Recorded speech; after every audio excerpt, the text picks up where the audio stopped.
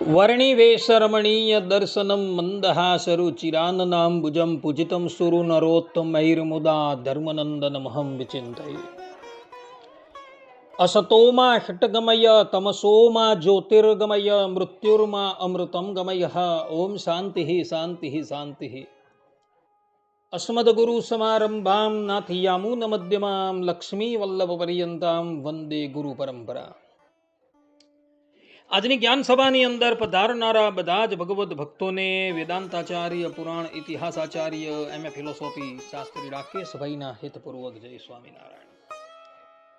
ભક્તો, આજની આ જ્ઞાન સભાની અંદર આપણે બધા અમદાવાદ મંદિર થકી પ્રકાશિત થયેલ પ્રક્ષિપ્ત સત્સંગી જીવન પ્રમાણે મૂળી સ્વામિનારાયણ મંદિરની પ્રતિષ્ઠા વિક્રમ સંવત 1879 વૈશાખ સુદ 12ને દિવસે થયેલી લખેલી છે. પરંતુ તેઓ પાટોત્સવ મહા સુધી પંચમીના દિવસે મનાવે છે. સત્ય જાણવા માટે આ વિડીયો શ્રવણ કરો. આ વિષય પર થોડી વાત શ્રવણ કરશો. આ પ્રવચન કરવાને અર્થે મને એ લોકોએ જ પ્રેરિત કરેલો છે. એનું કારણ એ કે છાશવારે અમદાવાદ દેશના વક્તાઓ છે એ એવું કહેતા ફરે છે કે શ્રીજી મહારાજે પોતાની હયાતીમાં 6 મંદિર નહીં પરંતુ 9 મંદિર બંધાવેલા છે. અને કદાચ વડતાલ દેશવાળા એવું પ્રતિપાદન કરે કે શ્રીજી મહારાજે 6 જ મંદિર બનાવેલા છે, તો અમે એવું પ્રતિપાદન કરી દેશું કે શ્રીજી મહારાજે પોતાની હયાતીમાં 3 જ મંદિર બનાવેલા છે. આ બધી વાત જે છે એ લોકો કરતા જોવા મળે છે. અને એ લોકોના જ અર્થાત કે અમદાવાદ દેશમાંથી જ ભુજનગર સ્થિત મંદિર થકી સત્સંગી જીવન, ભક્ત ચિંતામણી, મુક્તાનંદ કાવ્ય આચાર્ય મહારાજની આજ્ઞાથી પ્રકાશિત થયેલ છે, જેમાં 6 જ મંદિરનો ઉલ્લેખ છે પરંતુ 9 મંદિરનો ઉલ્લેખ નથી. છતાં પણ અમદાવાદ મંદિરમાંથી તત્કાલીન આચાર્ય મહારાજની આજ્ઞાથી જે પ્રક્ષિપ્ત સત્સંગી જીવન 2000ની સાલમાં પ્રકાશિત થયું હતું, એમાં 6 મંદિરને બદલે 9 મંદિરનો ઉલ્લેખ જોવા મળે છે. અને એમાં પણ મૂળી મંદિરની પ્રતિષ્ઠા વિક્રમ સંવત 1879 વૈશાખ સુદ 12ના દિવસે થઈ છે એવું એ લોકોના સત્સંગી જીવનની અંદર લખેલું છે. જ્યારે એ લોકોનો નિર્ણય જે છે એ નિર્ણયની અંદર એવું લખેલું આવે છે કે મૂળી મંદિરની પ્રતિષ્ઠા 1879 મહાસુદી પંચમી વસંત પંચમીના દિવસે થઈ હતી. અને ઉત્સવ પણ એ લોકો એ જ દિવસે મનાવે છે. એટલે એ લોકોના સત્સંગી જીવનમાં કંઈક જુદું લખેલું છે, નિર્ણયમાં કંઈક જુદું લખેલું છે, અને ઉત્સવ જે છે એ લોકો કઈ બીજી જ તિથિએ મનાવે છે. તો આજના પ્રવચનની અંદર હું આ બધી જ વાતની સ્પષ્ટતા કરવાનો છું. તો બધા જ શ્રોતાગણો, અને એમાં પણ અમદાવાદ દેશના શ્રોતાગણો ધ્યાનપૂર્વક આ પ્રવચન શ્રવણ કરે અને પછી સત્ય નક્કી કરે કે આપણા શાસ્ત્ર જે છે, અર્થાત કે અમદાવાદ મંદિરમાંથી પ્રકાશિત થયેલ શાસ્ત્ર છે તે સત્ય છે કે નિર્ણય સત્ય છે, એ નક્કી કરે. તો પુનઃ કહું છું, બધા જ શ્રોતાગણો ધ્યાનપૂર્વક આ પ્રવચન શ્રવણ કરે અને એને આત્મસાત કરી દે. તો ભગવાન સ્વામિનારાયણ ગધડા મધ્યના 27મા વચનામૃતમાં કહે છે કે અમે વિચારીને જોયું, જે અતિશય ત્યાગ રાખે અથવા દયા રાખે તેથી ભગવાનની ભક્તિ થાય નહીં, ત્યારે ઉપાસનાનો ભંગ થાય છે. અને પૂર્વે જે અતિશય ત્યાગી થયા છે તેના માર્ગમાં ઉપાસનાનો નાશ થઈ ગયો છે. માટે અમે એમ વિચારીને પરમેશ્વરની ઉપાસના રહેવા સારું ત્યાગનો પક્ષ મોડો કરીને ભગવાનના મંદિર કરાવ્યા છે.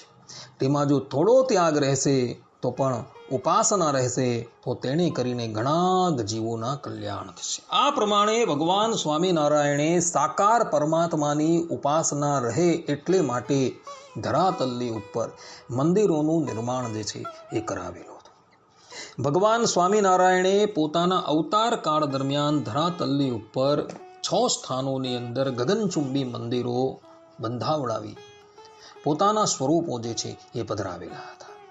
ભગવાન સ્વામિનારાયણે અમદાવાદ, ભુજનગર, વડતાલ, ધોલેરા, જુનાગઢ અને ગઢપુરની અંદર આ 6 સ્થાનોની અંદર મંદિરો બંધાવડાવી પોતાના સ્વરૂપો જે છે એ પધરાવડાવેલા હતા.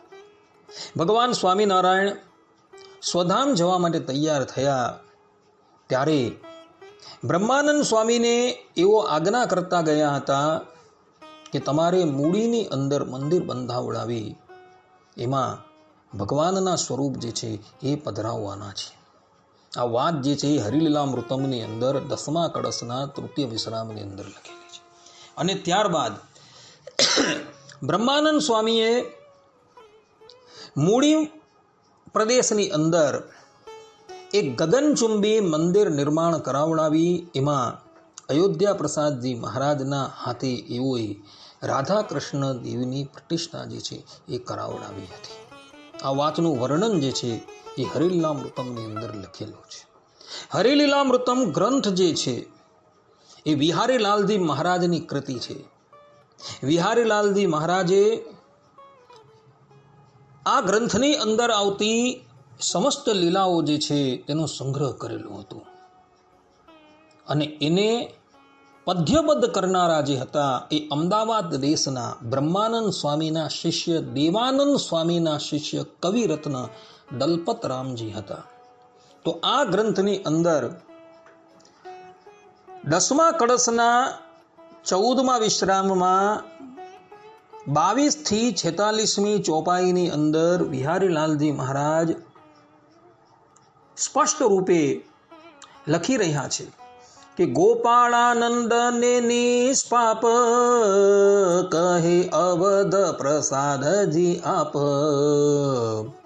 મૂડીએ પધરાવવાને માટે મૂર્તિઓ જોઈએ રૂડા ઘાટે, તેમાં પાષણની જે પાસે તે તો ડુંગરપુરથી લવાશે, ધાતુ મૂર્તિ હરિકૃષ્ણ કેરી રચાવો તમે રૂડી ગણેરી, પછી પાષણ મૂર્તિઓ લેવા મોકલ્યા સંત સદગુરુ જેવા, નારાયણજી સુતાર તેડાવ્યા ગોપાલાનંદ પાસે રખાવ્યા, મૂડીએ થયું ધામ તૈયાર આવ્યા શ્રીપુર તે સમાચાર, મૂર્તિઓ લઈ ડુંગરપુરથી આવ્યા સંત રાજી થઈ ઉરથી, અયોધ્યા પ્રસાદે જોવરાવ્યું મુહૂર્ત મહાસુદી 5મે આવ્યું, સાલ 88 તણી સારી મૂડીએ પ્રતિષ્ઠા નિરધારી, ડીસે મંદિર પશ્ચિમ દ્વારે શિખરો 3 છે એક હારે, રાધા કૃષ્ણ હરિ કૃષ્ણ જેહ મધ્ય મંદિરમાં સ્થાપિયા તેહ, વળી દક્ષિણા ખંડમાય સ્થાપ્યા રણ છોડ ત્રિકમરાય, ભક્તિ ધર્મ તો ઉત્તર ખંડે સ્થાપ્યા તે પણ પ્રેમ અખંડે. આ પ્રમાણે અહીં વિહારીલાલજી મહારાજ સ્પષ્ટ રૂપે કહે છે કે મૂડી મંદિરની પ્રતિષ્ઠા વિક્રમ સંવત 1888ના મહાસુદી પંચમીને દિવસે અયોધ્યા પ્રસાદજી મહારાજે કરેલી છે. હવે આ હરિલીલામૃતમ ગ્રંથ જે છે તેને લિપિબદ્ધ કરનારા જે છે, અર્થાત કે પદ્યની અંદર લિપિબદ્ધ કરનારા જે છે એ અમદાવાદ દેશના દલપતરામ કવિ છે અને એઓએ આ સંપૂર્ણ ગ્રંથને પદ્યબદ્ધ કરેલો છે. અને એવા આ પ્રસાદીના ગ્રંથની અંદર સ્પષ્ટ રૂપે એવા વચનો જોવા મળે છે કે મૂળી મંદિરની પ્રતિષ્ઠા જે છે એ 1888ના મહાસુદી પંચમીને દિવસે અયોધ્યા પ્રસાદજી મહારાજે કરેલી છે.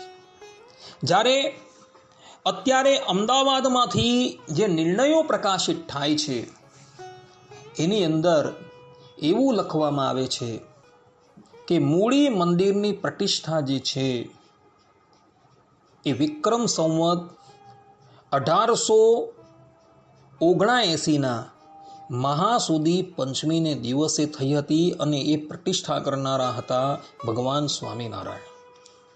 એટલે ભગવાન સ્વામિનારાયણે પોતાના કરકમલો દ્વારા રાધા કૃષ્ણ હરિકૃષ્ણ મહારાજની પ્રતિષ્ઠા જે છે એ મૂળીની અંદર કરેલી છે.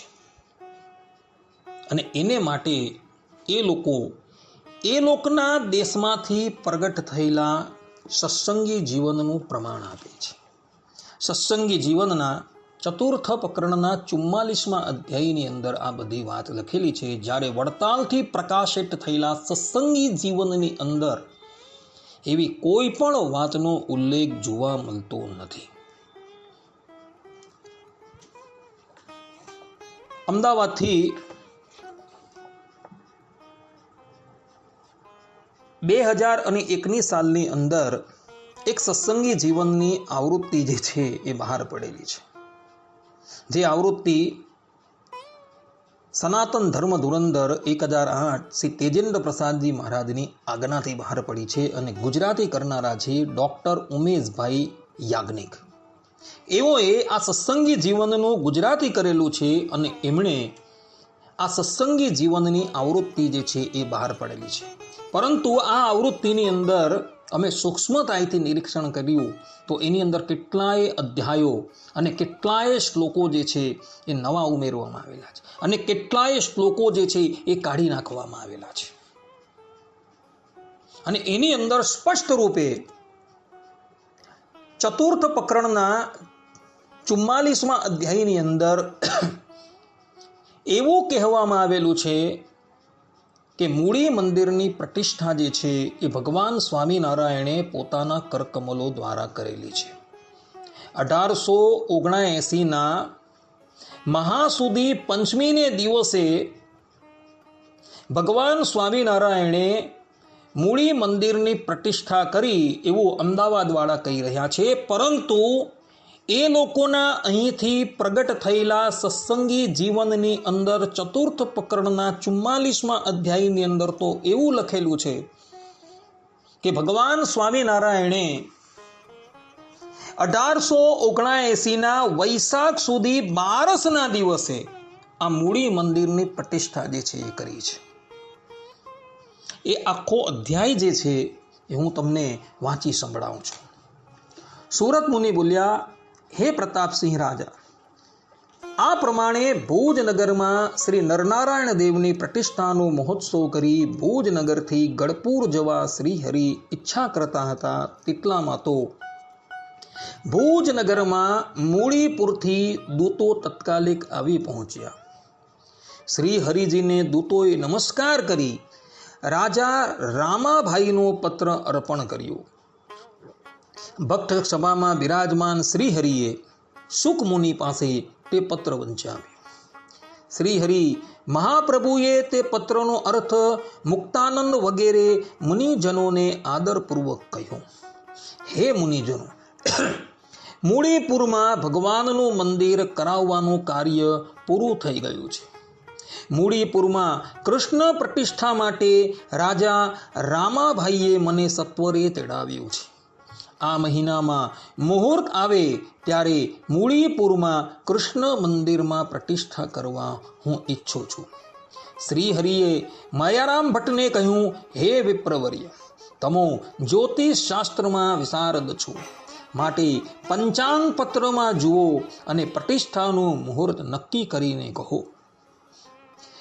માયારામ વિપ્ર પંચાંગ ગાડી તેમાં જોઈ સર્વ પ્રકારના ઈચ્છિતની સત્વરે સિદ્ધિ કરનારું ઉત્તમ મુહૂર્ત વિચારીને બોલ્યા, હે પ્રભુ, વૈશાખ સુદ બારસનું શુભ મુહૂર્ત આવે છે. હે પ્રભુ, આ ભુજનગરથી નીકળવાનો પણ આવતીકાલે જ શુભ સમય છે. આવું ભટ્ટનું વચન સાંભળીને ભગવાન શ્રીહરિ રાજી થયા. પછી સંતો, પાર્ષદો, ગ્રહસ્થો, વર્ણીઓ, ભક્તજનો વગેરે સૌને શ્રીહરિએ મૂળીપુર જવાની આજ્ઞા આપી. શ્રીહરિની આજ્ઞાથી સંતો આદિ સર્વ ભક્તજનો આનંદિત થયા અને સૌ મૂળીપુર જવાની તૈયારી કરવા લાગ્યા. ત્યારબાદ શ્રીહરિ મહાપ્રભુજીએ મૂળીપુરથી આવેલા દૂતોને જમાડીને કહ્યું, દ્વાદશીને દિવસે અર્થાત વૈશાખ સુધી દ્વાદશીને દિવસે મૂળીપુરમાં રહેલા મંદિરમાં કૃષ્ણાદિ પ્રતિમાઓને સ્થાપવા માટે હું સંતો તથા જન સમુદાયની સાથે ત્યાં વૈશાખ સુધી એકાદશીના રોજ અવશ્ય આવીશ. આમ કહી દૂતોને રવાના કર્યા. પછી દૂતોએ જલ્દી મૂળીપુર આવીને મૂળીપુરના રાજા રામાભાઈને સઘળો વૃત્તાંત કહ્યું. ત્યારે તે રાજાએ હર્ષ પામીને સઘળી સામગ્રી એકત્રિત કરાવી. ત્યારે બ્રહ્માનંદ મુનિ પણ અગાઉ લાવી રાખેલી ભગવાનની મૂર્તિઓને મધ્યના મંદિરે લાવી શ્રીહરિના આગમનની રાહ જોવા લાગ્યા. ત્યાર પછી ભગવાન શ્રીહરિ વૈશાખ સુધી અષ્ટમીના રોજ પ્રભાતમાં સર્વ નરનારી ભક્તજનોથી વિટાયા થકા ભુજનગરથી મૂળીપુર જવા માટે નીકળ્યા. મુનિ, વર્ણી, પાર્ષદો સહિત નીકળેલા શ્રીહરિ માર્ગમાં આવતા ગામોમાં પોતાના અનુયાયીઓ દ્વારા તે ગામોમાં પૂજાતા થકા અને ભક્તિ ધર્મનું પોષણ કરતા થતા શ્રીહરિ એકાદશીના અર્થાત વૈશાખ શુક્લ એકાદશીના સાયંકાળે મૂળીપુર પધાર્યા. નગરવાસી જનો સાથે રાજા રામભાઈએ અનેક વાજિંત્રોના શબ્દો અને વેદ ઘોષો સાથે શ્રીહરિનું સામૈયું કરી નગરમાં પ્રવેશ કરાવ્યો. ત્યાં પોતાને ઉતારે પધારી ભગવાન શ્રીહરિ સુંદર સિંહાસન ઉપર વિરાજમાન થયા. રાજા રામભાઈએ મૂળીપુરમાં પધારેલા સંતો, હરિભક્તો અને સ્ત્રીઓને યથોચિત ઉતારો અપાવ્યો. પછી ફળાહારથી સર્વજનોનો આતિથ્ય સત્કાર કરવામાં આવ્યો અને શ્રી નારાયણ મુનિ ભગવાનની પરિચર્યા દાસત્વ ભાવથી કરવા લાગ્યા. શ્રી હરિની સમીપે આવી પ્રણામ કરી પાસે બેઠેલા બ્રહ્માનંદ મુનિને ભગવાન શ્રી હરિએ કહ્યું, આવતીકાલે સવારે કૃષ્ણ પ્રતિમાની પ્રતિષ્ઠા કરવાનો શુભ મુહૂર્ત છે. હે મુનિ, સર્વે ઉપહારો તમે અત્યારે જ સંપાદન કરો. આવું કહેવાયેલા બુદ્ધિમાન મુનિવર્ય બ્રહ્માનંદ સ્વામી બોલ્યા, હે સ્વામી, આ સમગ્ર મંદિર આપની આજ્ઞા પ્રમાણે શિલ્પશાસ્ત્ર અનુસાર નિર્માણ કર્યું છે અને તેમાં પધરાવવા માટે શ્રી કૃષ્ણાદિની મૂર્તિઓ આપના કહેવા મુજબ લાવી રાખી છે. તેમજ પ્રતિષ્ઠા કર્મમાં નિપુણ એવા હેમંતરામ વગેરે વૈદિક બ્રાહ્મણો પણ બોલાવેલા આવી પહોંચ્યા છે. તેમના કહેવા પ્રમાણે સર્વ પૂજા સામગ્રી યથાશાસ્ત્ર સંપાદન કરેલી છે. વળી અનાજ, વાસણો, વસ્ત્રો, ગોળ વગેરે સર્વ સામગ્રી એકત્રિત કરી રાખી છે. એ બધી સામગ્રીઓ જોઈને હવે તેમાં શું અપેક્ષિત છે તે હું કહીશ. આમ બોલીને શ્રી નારાયણ મુનિ સિંહાસન ઉપરથી ઉઠ્યા. પછી શ્રી નારાયણ મુનિ બ્રહ્માનંદ મુનિનો હાથ ઝાલીને મંદિરમાં જઈને બધી સામગ્રી જોઈને શ્રીહરિ બુદ્ધિમંદ બ્રહ્માનંદ મુનિ તથા રાજા રામભાઈની પ્રશંસા કરવા લાગ્યા. ત્યારબાદ શ્રીહરિ મહાપ્રભુ કૃષ્ણ વગેરે પ્રતિમાઓ તથા ચંદન, પુષ્પ, અક્ષત વગેરે પૂજા સામગ્રી અને મંડપમાં લાવેલા સર્વ ઉપહારોને જોઈને સંતુષ્ટ થઈ ગયા. વેદ શાસ્ત્રી બ્રાહ્મણોએ અભિવંદન કરી શ્રીહરિને વંદન કર્યા. ત્યાં ગરમ મુઠિયા ખાંડવાના મોટા અવાજો આવતા હતા. મોટી પાકશાળામાં બ્રાહ્મણો મુઠિયા સાતળતા હતા. આમાં શ્રીહરિએ આદરપૂર્વક લાડુના ચૂર્ણ કરાવવાના સાધનાદિ જોયા. શ્રી નારાયણ મુનિ ભગવાન લાડુ બનાવવા માટે મોટાથી મોટો પાદ જોઈને હસતા હસતા બ્રહ્માનંદ મુનિ પ્રત્યે બોલ્યા, હે બ્રહ્મ મુનિ, લાડુઓમાં ગોળ નાખવાનો છે કે સાકર નાખવાની છે તે કહો. આ પ્રમાણે રમૂજમાં પૂછાયેલા બ્રહ્મમુનિ રમૂજને અનુકૂળ ઉત્તર કરવા લાગ્યા, હે પ્રભુ, આ પ્રતિષ્ઠા મહોત્સવમાં આપનું આગમન સાંભળી સાકર અને ઘી ખૂબ વિકાસ પામ્યા અને તેથી તેલ સહિત ગોળ પલાયન થઈ ગયા છે. મુનિ બોલ્યા, આવા પ્રકારે બ્રહ્માનંદ મુનિનું સુંદર વાક્ય સાંભળી બહુ સારું એમ બ્રહ્માનંદ મુનિનું સન્માન કરી ભગવાન પ્રસન્ન થઈને ત્યાંથી પોતાના નિવાસ સ્થાને પધાર્યા. ત્યારબાદ શ્રીહરિએ સંધ્યા સંબંધી વિધિને કરી રાજા રામભાઈ અને અન્ય ભક્તોને રાજી કરવા થોડુંક ફલાહાર કરી પોતે 2 ઘડી નિદ્રા રહિત હોવા છતાં શયન લીલા કરી. રાત્રિના 3જા પ્રહોરને અંતે ઉઠીને સંક્ષિપ્તથી શીઘ્રપણે આહનિક કર્મ કરી પ્રતિષ્ઠા યજ્ઞ ભૂમિ ઉપર પધાર્યા.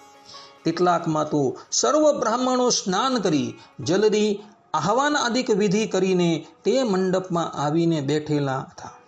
તે બ્રાહ્મણોને નમસ્કાર કરી શ્રીહરિ સિંહાસન ઉપર વિરાજમાન થયા. હે રાજન, સર્વે સંતો પણ શ્રીહરિને મંડપમાં પધારેલા સાંભળી ત્વરાપૂર્વક આહનિક કર્મ કરી મંડપમાં આવીને બેસી ગયા.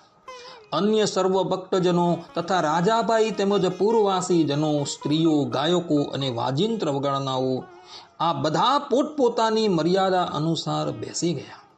ત્યારબાદ વૈદિક બ્રાહ્મણો ગણપતિ પૂજન પૂર્વક દેવ પ્રતિષ્ઠા વિધિ યથાવિધિ શ્રીહરિ મહાપ્રભુ દ્વારા કરાવતા હતા.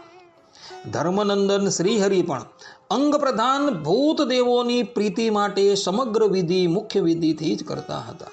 સર્વેશ્વર શ્રીહરિ મંદિરના મધ્ય ભાગમાં શ્રી કૃષ્ણની સ્થાપના તથા શ્રી કૃષ્ણના ડાબા પડખે રાધિકાજીની સ્થાપના કરતા હતા અને જમણી બાજુ હરિકૃષ્ણ નામની પોતાની પ્રતિમા સ્થાપના કરતા હતા. પ્રભુ શ્રીહરિએ મધ્ય મંદિરની ડાબી બાજુએ રણછોડરાય અને ત્રિકમરાયની સ્થાપના કરી તથા જમણી બાજુએ ધર્મદેવ અને ભક્તિ માતાની મૂર્તિઓની સ્થાપના કરી. હે રાજન, તે સમયે મંદિરમાં વાજિંત્રોના મહાશબ્દ બ્રહ્મઘોષોની સાથે નીકળતો થકો સર્વ દિશાઓ અને આકાશમાં વ્યાપી વળ્યો. ત્યાર પછી શ્રીહરિ મહાપ્રભુજીએ પ્રાણ પ્રતિષ્ઠા કરી તે મૂર્તિઓનું વૈદિક મંત્રો અને પંચરાત્રોક્ત મંત્રો વડે આદરપૂર્વક પૂજન કર્યું. આ પ્રમાણે ભક્તો અહીં સ્પષ્ટ રૂપે એવું લખવામાં આવેલું છે કે વૈશાખ સુદ 12ના દિવસે ભગવાન સ્વામિનારાયણે પોતાના કરકમલો દ્વારા મૂળી મંદિરની અંદર રાધા કૃષ્ણ હરિકૃષ્ણ મહારાજની પ્રતિષ્ઠા કરી છે. જ્યારે અમદાવાદથી પ્રગટ થતા નિર્ણયોની અંદર અને એમના વક્તાઓ દ્વારા એવો પ્રચાર કરવામાં આવે છે કે ભગવાન સ્વામિનારાયણે 1879ના મહાસુદી પંચમીને દિવસે મૂળી મંદિરની પ્રતિષ્ઠા કરી છે. વિચાર કરો, અહીં એવું કહેવામાં આવેલું છે કે ભુજ નગરની પ્રતિષ્ઠા કર્યા બાદ અર્થાત કે 1879ની અંદર વૈશાખ સુધી પંચમીને દિવસે ભુજ મંદિરની પ્રતિષ્ઠા કર્યા બાદ ભગવાન સ્વામિનારાયણ મૂળી પધાર્યા અને મૂળીની અંદર વૈશાખ સુદ દ્વાદશીને દિવસે એમણે મૂર્તિની પ્રતિષ્ઠા કરી. પરંતુ આ વાત જે છે એ અમદાવાદથી પ્રગટ થતા નિર્ણયોની સાથે મેળ ખાતી નથી. કારણ કે અમદાવાદથી પ્રગટ થતા નિર્ણયોની અંદર સ્પષ્ટ રૂપે લખેલું છે કે મૂળી મંદિરની પ્રતિષ્ઠા જે છે એ 1879ના મહાસુદી પંચમીને દિવસે થયેલી છે. એટલે ભુજ મંદિરની અંદર જે પ્રતિષ્ઠા થઈ એ પહેલા થઈ ગઈ છે. હવે વિચારો કે એક બાજુ એ લોકોના અહીંથી પ્રકાશિત થયેલું સત્સંગી જીવન એવું કહે છે કે મૂળી મંદિરની પ્રતિષ્ઠા જે છે એ વિક્રમ સંવત 1879ના વૈશાખ સુધી 12ને દિવસે થઈ છે. જ્યારે એ લોકોના નિર્ણયો એવું કહે છે, એ લોકોના વક્તા એવું કહે છે કે મૂળી મંદિરની પ્રતિષ્ઠા વિક્રમ સંવત 1879ના મહાસુદી પંચમી વસંત પંચમીને દિવસે થઈ.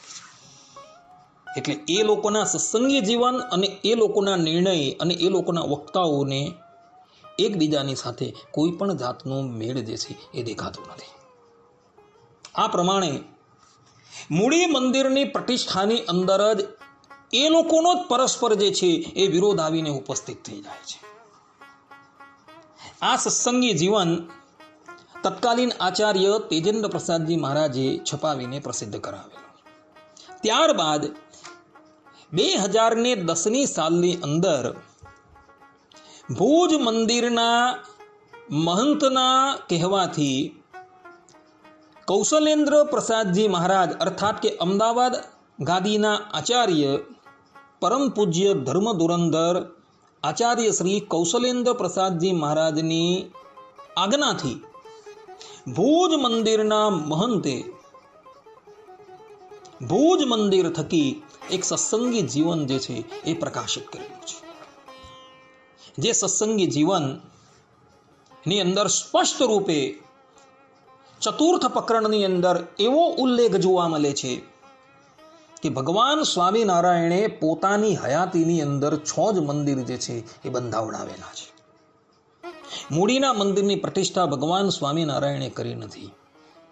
અને આ સત્સંગી જીવનની આજ્ઞા આપનારા છે અમદાવાદ દેશના પરમ પૂજ્ય ધર્મ ધુરંધર 1008 શ્રી કૌશલેન્દ્ર પ્રસાદજી મહારાજ.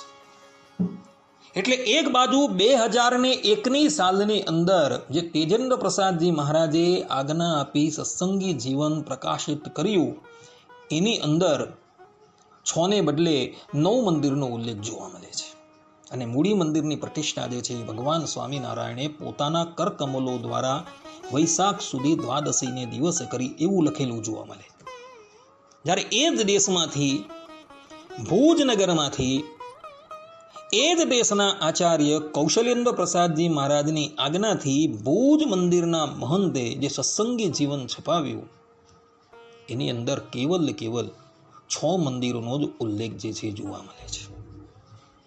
ભુજ મંદિર થકી જે સત્સંગી જીવન પ્રકાશિત થયું છે એની અંદર કોઈ પણ જાતના વધારાના શ્લોકો જોવા મળતા નથી કે નવા અધ્યાયો પણ જોવા નથી મળતા. આજથી 80 વર્ષ પહેલા વડતાલથી શ્રી પ્રતિપ્રસાદજી મહારાજે જે સત્સંગી જીવનની આવૃત્તિ છપાવીને પ્રકાશિત કરેલી બેઠી એ જ આવૃત્તિ જે છે એ ભુજના મહંતજીએ છપાવીને પ્રસિદ્ધ કરેલી છે. અને એની ઉપર અમદાવાદ દેશના આચાર્ય કૌશલેન્દ્ર પ્રસાદજી મહારાજની આજ્ઞા જોવા મળે છે. વિચાર કરો, એક બાજુ તેજેન્દ્ર પ્રસાદજી મહારાજે જે સત્સંગી જીવન છપાવીને પ્રસિદ્ધ કર્યું એની અંદર 6ને બદલે 9 મંદિર જોવા મળે છે. અને એ જ દેશના આચાર્ય કૌશલેન્દ્ર પ્રસાદજી મહારાજે જે સત્સંગી જીવન છપાવીને પ્રસિદ્ધ કર્યું તેમાં 6 જ મંદિરનો ઉલ્લેખ જોવા મળે છે. એટલે એ લોકોનો પરસ્પર જે છે વિરોધ આવીને ઉપસ્થિત થઈ ગયો. વળી અમદાવાદ દેશ તરફથી ભક્ત ચિંતામણી ગ્રંથ પણ જે છે એ પ્રકાશિત થયો છે. દેવેન્દ્ર પ્રસાદજી મહારાજે, તેજેન્દ્ર પ્રસાદજી મહારાજે, કૌશલેન્દ્ર પ્રસાદજી મહારાજે ભક્ત ચિંતામણી જે છે એ આજ્ઞા આપી પ્રકાશિત કરાવેલ છે. તો એ ભક્ત ચિંતામણીની અંદર નિષ્કુળાનંદ સ્વામીએ કેવલ 6 જ મંદિરનો ઉલ્લેખ કરેલો છે.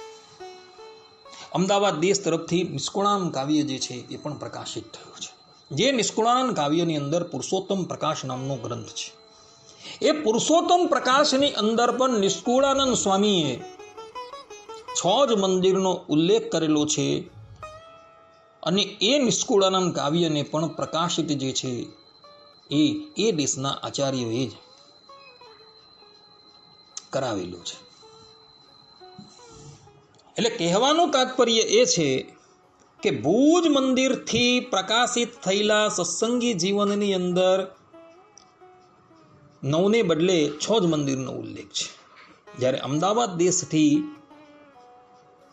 અમદાવાદ મંદિરથી પ્રકાશિત થયેલા સત્સંગી જીવનની અંદર 6ને બદલે 9 મંદિરનો ઉલ્લેખ છે. અને આ બંને સત્સંગી જીવનની ઉપર આજ્ઞા આપનારા જે છે એ દેશના આચાર્ય છે. અને એ જ સત્સંગી જીવનની અંદર કંઈક જુદી જ વાત લખેલી છે, જે વાત એ લોકોના હાલના નિર્ણયથી સંપૂર્ણપણે વિપરીત છે. એ લોકો એવું કહી રહ્યા છે કે મૂળી મંદિરની પ્રતિષ્ઠા જે છે એ મહાસુદી પંચમીને દિવસે થયેલી, જ્યારે સત્સંગી જીવનના એ લોકોના દેશમાંથી પ્રકાશિત થયેલા સત્સંગી જીવનના 4th પ્રકરણના 44મા અધ્યાયની અંદર એવા વચનો જોવા મળે છે કે મૂળી મંદિરની પ્રતિષ્ઠા જે છે એ વૈશાખ સુદ 12 એટલે કે દ્વાદશીને દિવસે થયેલી છે. એટલે એ લોકોની ઉપર જ એ લોકોના મતનું જે છે એ ખંડન થઈ જાય છે. કારણ કે તમારા વક્તાઓ જે છે, તમારા જે નિર્ણય છે, એ વક્તા અને નિર્ણયોનો નિર્ણય જે છે એ આ સત્સંગી જીવન અર્થાત કે તમારા જ સત્સંગી જીવનની સાથે મેળ ખાતો જોવા નથી મળતો. તમે તમારા જ મતની ઉપર અસત્ય સિદ્ધ થઈ જાઓ છો.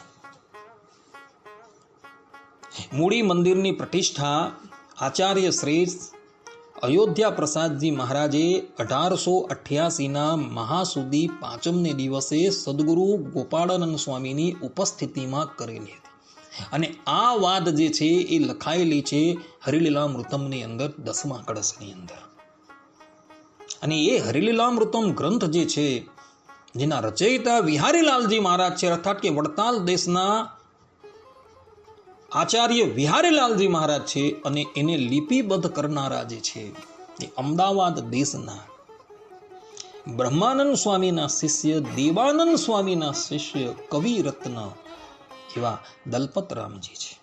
અને એ દલપતરામજીએ આ ગ્રંથની અંદર આવા વચનો લખેલા છે કે મૂળી મંદિરની પ્રતિષ્ઠા જે છે એ 1888ના મહાસુદી પંચમી વસંત પંચમીના દિવસે થયેલી છે. હવે સત્ય વસ્તુ શું છે એ શ્રોતાઓએ નક્કી કરવાનું છે. કારણ કે અમદાવાદ દેશમાંથી પ્રગટ થયેલું સાહિત્ય જે છે એ કંઈક જુદી વાત કરી રહ્યું છે. અને અમદાવાદ દેશના જે વક્તા છે તથા ત્યાંથી પ્રસિદ્ધ થતા નિર્ણયો જે છે એ કંઈક જુદી જ વાત કરી રહ્યા છે. એટલે નિર્ણય જે છે એ શ્રોતાઓએ કરવાનો છે કે મૂળી મંદિરની પ્રતિષ્ઠા જે છે એ ભગવાન સ્વામિનારાયણે કરેલી છે કે અયોધ્યા પ્રસાદજી મહારાજે કરેલી છે. એ શ્રોતાઓએ નિર્ણય કરવાનો છે. કારણ કે એ લોકોના સત્સંગી જીવનની અંદર 4th પ્રકરણના 44મા અધ્યાયની અંદર એવું લખેલું છે કે મૂળી મંદિરની પ્રતિષ્ઠા જે છે એ વૈશાખ સુદ દ્વાદશીને દિવસે થયેલી છે. જ્યારે એ લોકોના વક્તા અને એ લોકોના અહીંથી પ્રગટ થતી નિર્ણયની ચોપડીની અંદર એવું લખેલું છે કે મૂળી મંદિરની પ્રતિષ્ઠા જે છે એ મહાસુદી પંચમીને દિવસે થઈ છે. માટે મૂળી મંદિરની પ્રતિષ્ઠા જે છે એ ભગવાન સ્વામિનારાયણે કરી જ નથી એવું હરિલીલામૃતમ પરથી સાબિત થઈ જાય છે. અમદાવાદથી જે સત્સંગી જીવન પ્રકાશિત થયું છે એની અંદર કંઈક જુદી જ વાત લખેલી છે. અને ભુજનગરથી, જે અમદાવાદ દેશની અંદર જ આ ભુજનગર આવેલું છે, તેમાંથી પ્રસિદ્ધ થયેલું સત્સંગી જીવન છે એ કંઈક જુદી જ વાત કરે છે. એટલે સત્સંગી જીવનનો પણ પરસ્પર જે છે એ મેળ ખાતો નથી. અને એની આજ્ઞા આપનારા જે છે એ આચાર્ય શ્રી જાતે છે. તો હવે શ્રોતાગણો તમે જ નિર્ણય કરો કે મૂળી મંદિરની પ્રતિષ્ઠા ક્યારે થયેલી છે. અંતમાં આધારાનંદ સ્વામીનું એક વાક્ય જે છે ને એ હું કહીને આ પ્રવચનને અહીં વિરામ આપું. આધારાનંદ સ્વામી હરિચરિત્રામૃત સાગર 11:42-25 ની અંદર કહી રહ્યા છે કે કલ્પિત વાતને કદાચ કોઈ કરોડો રીતે ચલાવે, પણ સુગ્ન જનોની સભામાં તે વાતો ફીકી પડી જાય છે. કેટલાક મૂળમતી લોકો એવા હોય છે કે તેમને શાસ્ત્રની વાત ગમે જ નહીં. તે મૂળ લોકો પોતાની કલ્પિત વાતોમાં જ આનંદ માણે છે અને તે બુદ્ધિહીન એવું બોલે છે કે સત્યના નિર્ણયમાં તો વ્યાસ અને સુખજી પણ ભૂલા પડી ગયા છે. અને એ જ સ્વામી હરિલીલામ હરિચરિત્રામૃત સાગર 11:42-31 કહે છે કે જે લોકો પોતાની મનઃકલ્પિત વાતોને મનાવે છે તેમાં તો અનંત જાતના ક્લેશ થઈ આવે છે. આ પ્રમાણે આધારાનંદ સ્વામી જે છે એ કહી રહ્યા છે.